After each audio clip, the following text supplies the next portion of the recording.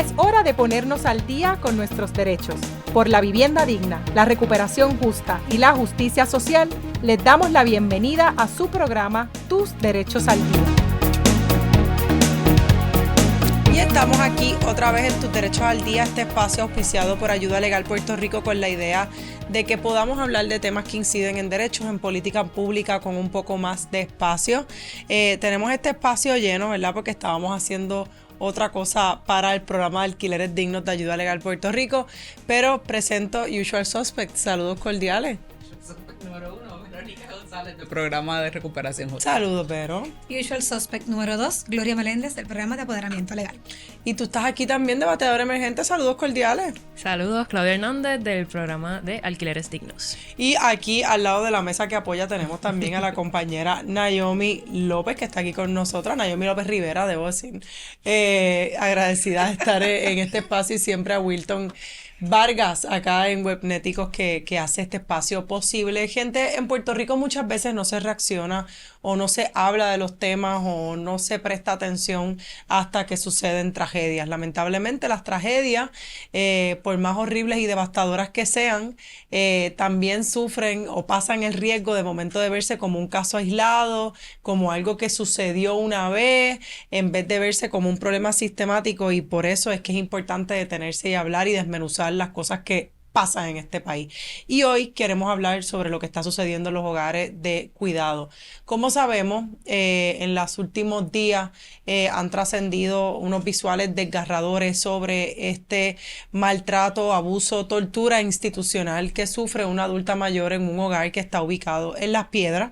Esta adulta mayor se escucha, los vecinos la escuchan gritando, la graban gritando, mientras estaba tirada en el patio de uno de estos hogares de cuidado, y eventualmente trasciende el arresto de uno de los cuidadores que trabajaba para el hogar, y esto desencadena toda una conversación sobre la seguridad de los adultos mayores en los hogares de cuidado. Varias cosas iniciales quizás para decir. Primero, Puerto Rico es un país que envejece rápidamente. Estamos hablando de que en estos momentos casi una cuarta parte de la población tiene 65 años o más. Se espera que eso suba a un 30% para el 2030. Estamos también hablando de una población adulta mayor que tiene un perfil particular de empobrecimiento, con casi un 39% de la población adulta mayor bajo los niveles de pobreza, y hablar también de un perfil de soledad de la población adulta mayor. A esto vemos otras barreras sistémicas, como el hecho de que los cuidadores son también adultos mayores. No hay apoyo en la sociedad donde vivimos para que el cuidador pueda dedicarse a cuidar y entonces pues no tener que trabajar, o que pueda trabajar teniendo los acomodos para poder cuidar cabalmente. En todos los casos, ¿no? Yo me atrevería a decir que en la gran mayoría de los casos, cuando una persona es puesta a un hogar de cuidado, eso representa una decisión sumamente complicada en términos financieros, pero también emocionales para la familia. No es gente, ¿verdad? Como a veces se piensa culturalmente, que es que tú abandonaste a tu viejo en uno de estos hogares. De hecho, ha trascendido en estos días que el costo de los hogares de cuidado puede rondar puede empezar en los $2,500 al mes. Lo que estamos hablando de una inversión sustancial para familias empobrecidas, considerando que cubiertas que en Estados Unidos si cubren como el Medicaid no pagan los hogares en Puerto Rico, y que literalmente esto se trata del seguro social y de familias haciendo mucho sacrificio, confiando en que su adulto mayor, o que el adulto mayor por sí mismo tiene condiciones dignas y de cuidado.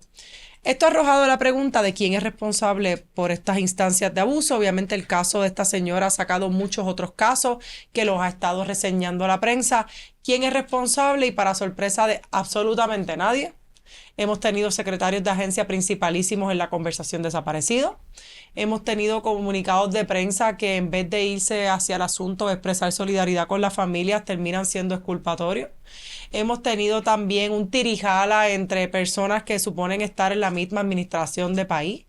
Y nadie está pensando, nadie en el gobierno me refiero, ¿verdad? Está pensando en qué vamos a hacer, cuál es el análisis que hay que hacer sistémico en relación a los adultos mayores y lo que está pasando. Y empiezo entonces quizás a hablar en esta mesa sobre maltrato institucional y esto que está pasando en los hogares de cuidado. No es nuevo. En Ayuda Legal Puerto Rico hemos atendido consultas sobre esto. De hecho, recientemente tuvimos una persona que estuvo en un hogar de cuidado que me acuerdo que las llamadas las querían tomar en speaker con el personal de administración. No sé si te acuerdas de eso, Nayomi, que estás acá. Pues porque decían que ese era así que se hacía, ¿no? Que los abogados hablaran con ellos en speakers. O si el señor nos quería decir algo sobre el hogar, pues todo el mundo se estaba enterando. Y a veces es que se piensa que los derechos como que caducan o que se expiran o que la gente que está en un hogar de cuidado está presa, ¿verdad? Estar preso tampoco es una condición de que se expiren o caduquen derechos. Pero, ¿qué es lo que pasa, ¿verdad? Sobre, inicialmente, puntos iniciales. Vero. Vale.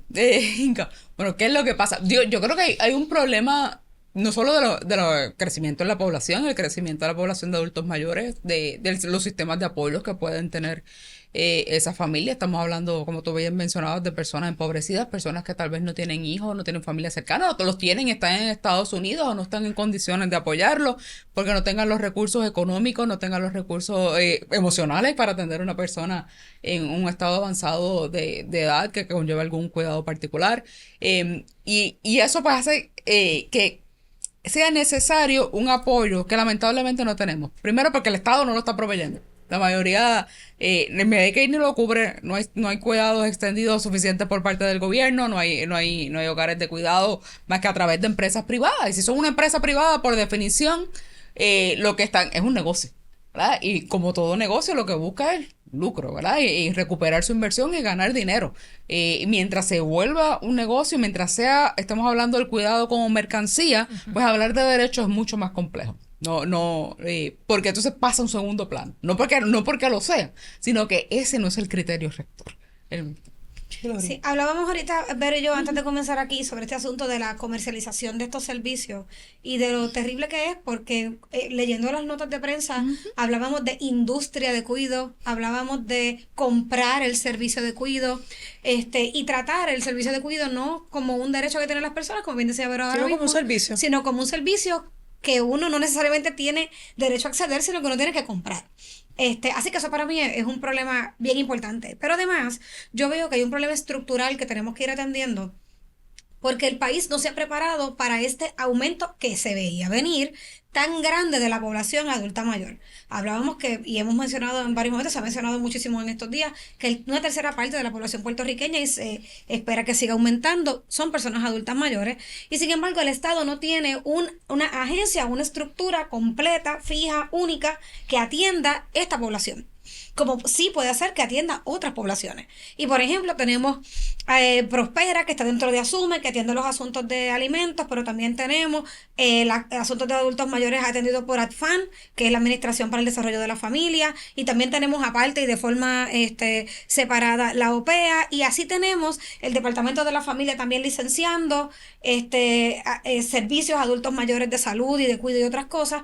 Así que tenemos los asuntos de las personas mayores distribuidos entre un montón de agencias que sabemos que no se comunican entre sí y que ahora mismo cuando surge esta emergencia lo que están es peleando entre ellas. Así que tenemos un problema de desconexión y se había presentado aquí la posibilidad, un proyecto de ley para crear una agencia que atendiera. Lo podemos hablar más adelante, pero había una solución. Pero yo tampoco sé si eso es una solución. A mí también me preocupa mucho, pero una de las cosas bajo Alejandro García Padilla y otros, me imagino que otras administraciones, pero yo me acuerdo de eso, que era la consolidación de temas en procuraduría. A mí eso siempre me ha preocupado mucho, ¿verdad? Nosotros tenemos una OPEA y no podemos decir que la OPEA, por el hecho de que está especializado y se supone que está llamada a ofrecer servicios integrales, tiene la capacidad de hacerlo, ¿verdad? Y podemos hablar si es su responsabilidad autoinfligida o no infligido, ¿verdad? Pero también vamos a tener esa conversación. Claudia, ¿cómo tú lo ves inicialmente? Creo que de la mano, ¿verdad? Con la noción del cuidado como un negocio, un servicio adquirible, como que la idea del negocio también creo que automáticamente nos lleva al cumplimiento, como que cómo se cumple para poder mantenerse vivo como un negocio.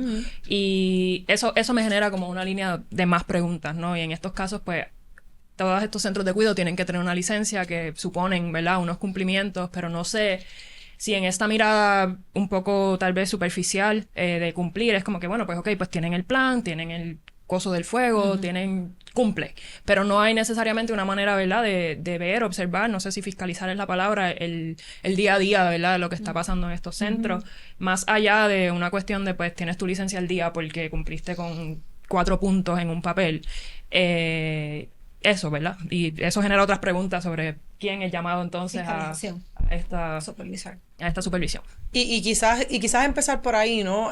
Para efectos del sistema de Puerto Rico, y aquí hacer el caveat de que tiene que existir, ¿verdad? Porque si no, no podemos subsistir una presunción de que la mayoría de los hogares son hogares decentes donde la gente puede ir a dejar un familiar, porque en Puerto Rico estamos hablando de 27.500 adultos mayores que están en hogares de cuidado. Así que tenemos que pensar que la mayoría de esos centros de cuidado dan un cuidado bueno, razonable, ¿verdad? El cuidado que se puede tener. Muchos de estos hogares son organizaciones sin fines de lucro, eso es una realidad. Otros no necesariamente lo son. La realidad es que yo creo que hay gente que sí se enriquece de este tema de los adultos mayores, igual que pasa con los hogares de crianza de niños, igual que pasa con los hogares, los centros de tratamiento de personas con uso problemático de sustancias, ¿verdad? Que cuando los vemos es un horror, es una película de horror. Lo que sí sobre el proceso de licenciamiento, ahora mismo en Puerto Rico, la mayoría de estos hogares, dependiendo cuál sea la naturaleza del animal, pues los puede estar licenciando AMSCA o el Departamento de la Familia. En el caso que nos ocupa, estamos hablando del Departamento de la Familia. Existe un reglamento del 2002, si no me equivoco, que es un reglamento que viabiliza que el secretariado del Departamento de la Familia expide licencias a estos centros que cumplen con ciertos requisitos, entre ellos tener sello más adultos mayores y entre otras cosas, esos reglamentos que se han ido requiriendo nuevas cosas a lo largo de los años, se le expide una licencia por 2 años. Se supone que el centro cumple con una garantía de infraestructura, con una garantía del personal, trabajo social, personal médico, pero también se supone que ese centro cumple con que se tiene que dar una capacitación a las personas que se contratan. Además de eso, no prejuzga el hecho, y se acaba de pasar una legislación, si no me equivoco, el año pasado, bajo la gobernadora Jennifer González, que establecía, que no sé si ustedes se acuerdan, que se celebró con bombos y platillos una nueva ley para los hogares de cuidado, que básicamente esa ley que nos ha hablado básicamente en medios estos días, una cosa que a mí me ha sorprendido mucho que nos ha tocado, es el hecho de que los hogares de cuidado, se supone que el Departamento de la Familia, bajo esta nueva ley, los está inspeccionando cada 90 días, porque se entendió que había una prioridad en la inspección de estos hogares de cuidado, y eso ya nos deja ver que la preocupación por las querellas y las quejas de los hogares de cuidado precede por mucho este evento, y esto lo sabemos, ¿verdad? Pero es que hay gente que está pensando que esto es la primera vez que esto ha pasado en la faz de la tierra.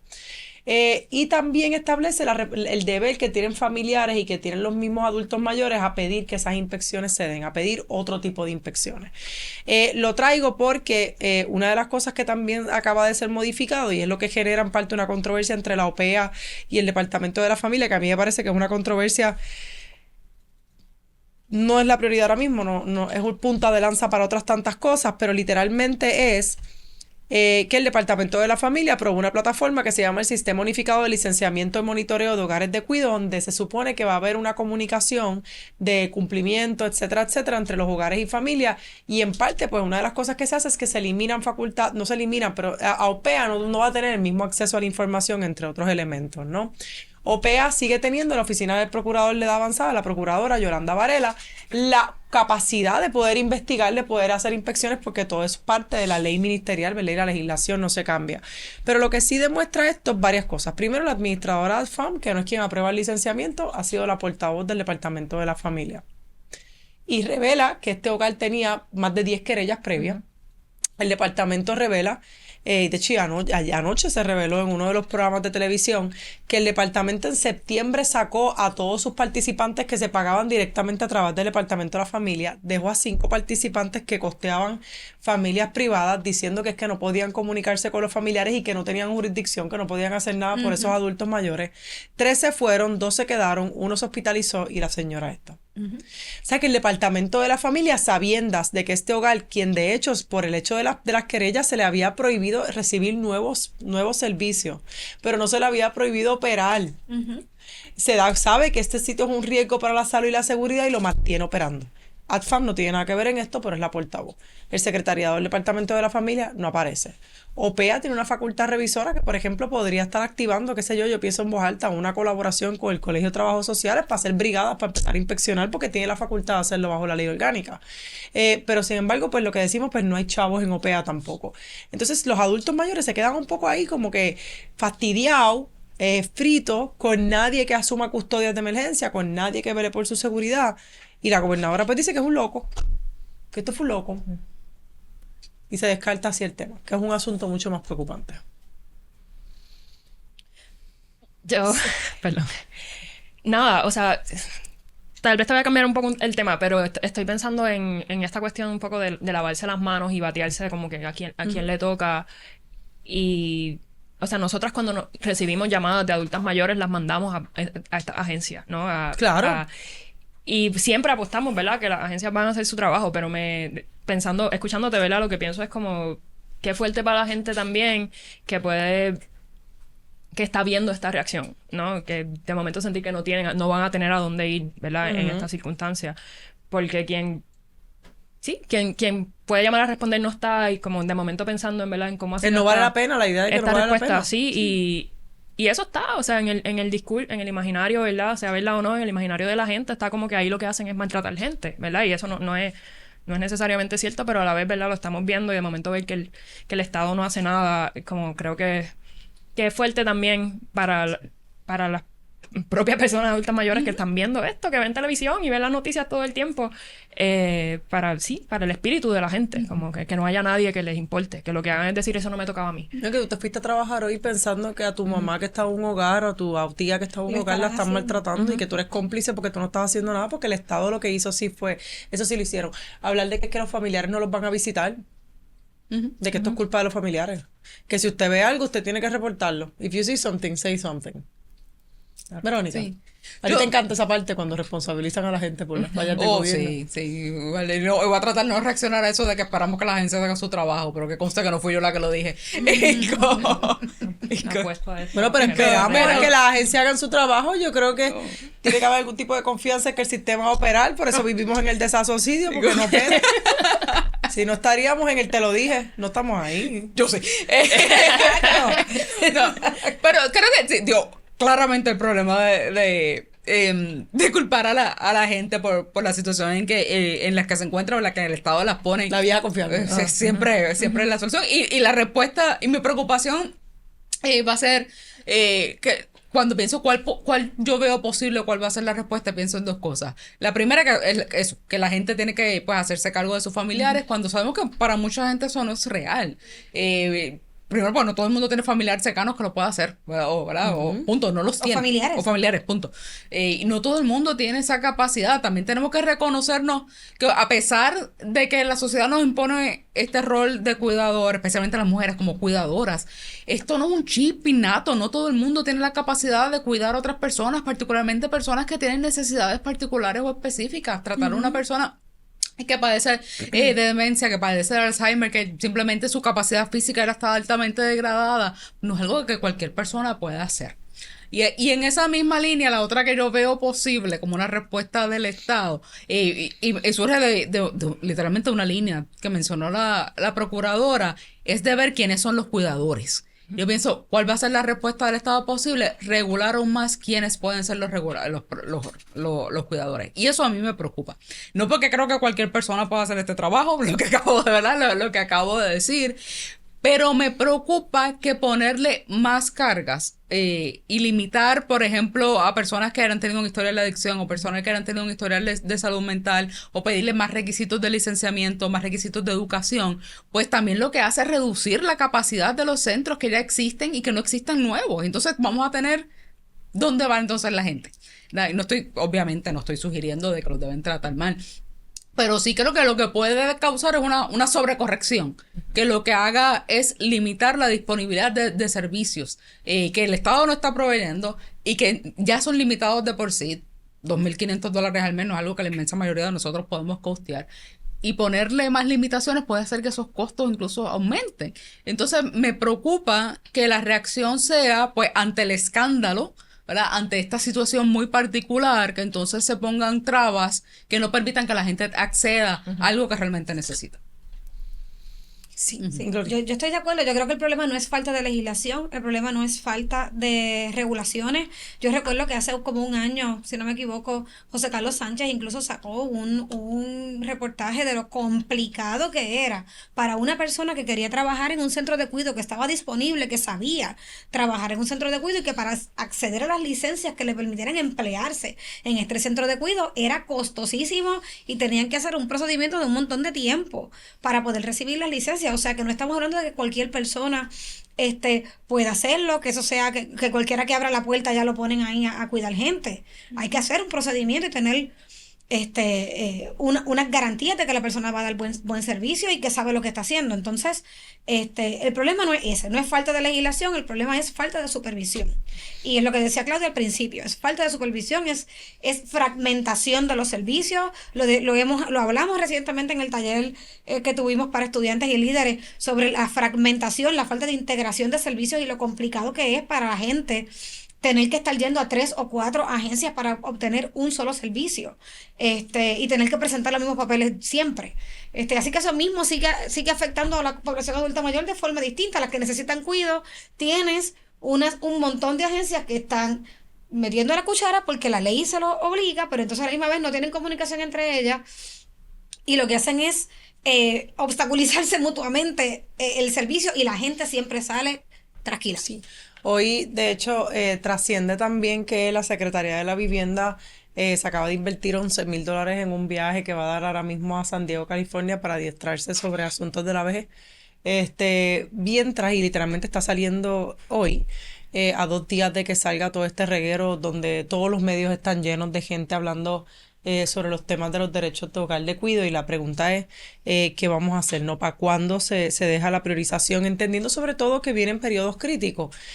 Por ejemplo, viene viene la temporada pico de huracanes, estamos hablando y sabemos todo lo que ha pasado con los centros de cuidado en tiempos de desastre. Sí tienes razón en que estamos trabajando con un personal bien precario en los centros de cuidado, ¿verdad? Que está sobreexplotado, y me refiero al buen personal, y la gente dirá que es el buen personal. Pues coño, pues el buen personal, Toda el la que gente vaya que a ofrecer el trabaja servicio, esos enfermeros, esas enfermeras que están explotadas, esos trabajadores sociales que se les paga, ¿verdad?, cosas de muy poca calidad.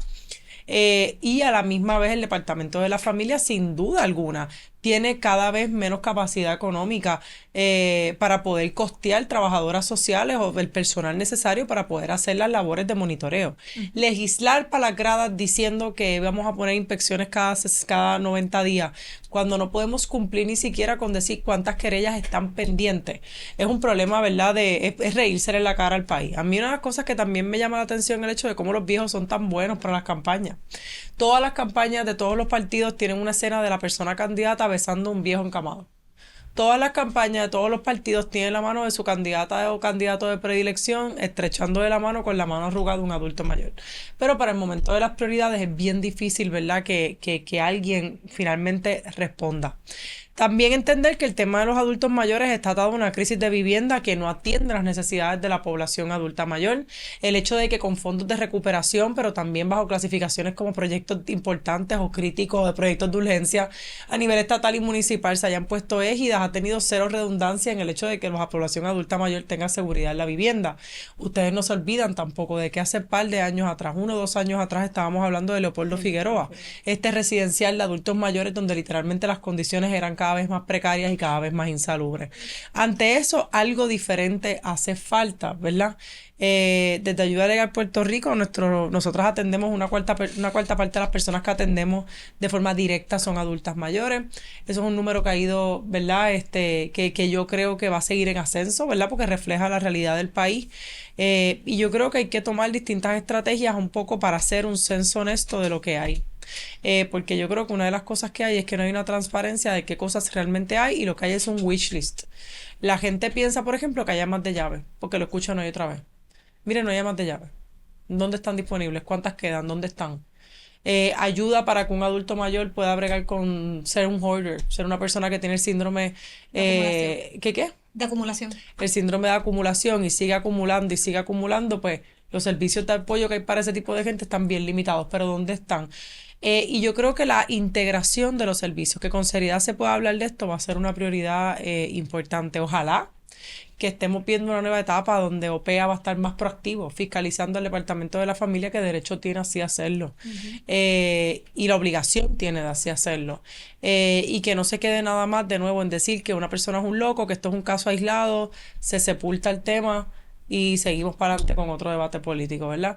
Y literalmente la imagen de la Secretaría de Familia cada vez más lesionada, más allá de los 100 escándalos que han habido, el hecho de ser incapaz de poder comparecer ante la gente y decir de frente, aunque sea el estribillo, ¿no? El estereotipo, lamentamos mucho esta pérdida, esto es inaceptable, el departamento de la familia estará ahí. La incapacidad de poder decir eso. Y yo creo que se necesita más. Desde Ayuda Legal, nosotras ofrecemos apoyo, asesoría y apoyo legal, temas que pueden tener que ver con la intersección de vivienda y hogares de cuidado. Un hogar de cuidado es una vivienda. Y por eso, dentro del programa Alquileres Dignos, se atiende al 787-957-3106, 787-957-3106. Un hogar de cuidado es una vivienda y como toda vivienda tiene que tener la garantía de ser digna, ¿verdad? Para esos adultos mayores. Así que seguimos transmitiendo.